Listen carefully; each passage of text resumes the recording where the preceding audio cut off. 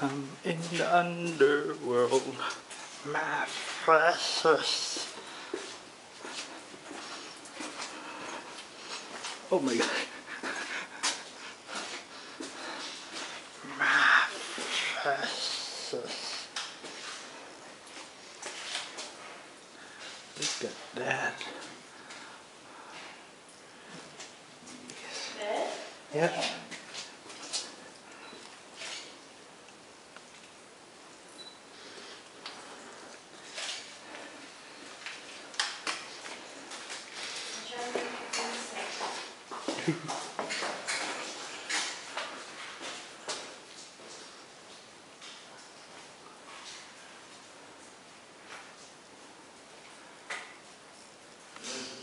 Garden of God, room number 4, along the tour route. I think of it as the definitive room of the cave tour.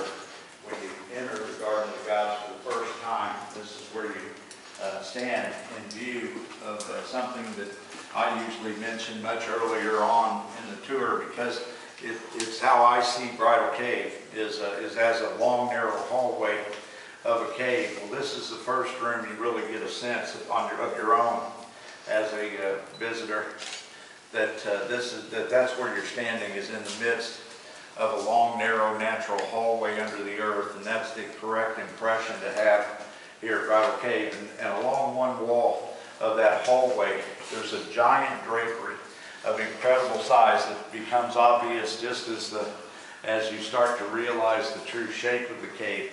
You realize how it's possible that one drapery, as the tour guide might have mentioned earlier, runs for a quarter of a mile through the cave, if indeed the hallway continues that quarter of a mile. And I can tell you that it does, and I can show it to you.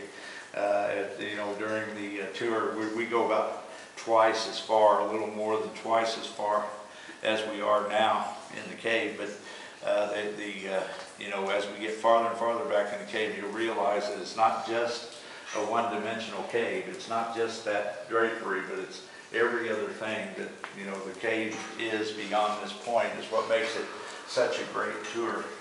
But this is very typical, of the rest of the rooms. What you have to look forward to is more of the same, and a few twists along the way that'll kind of transform what you think of the cave. And up here at the top of the stairs, there's a low ceiling that's of particular interest, because it really hurts if you hit your head on it. So watch your head at the top of the stairs. And similarly, along this corridor from here on, as we say here in the Ozarks, whenever in doubt, duck.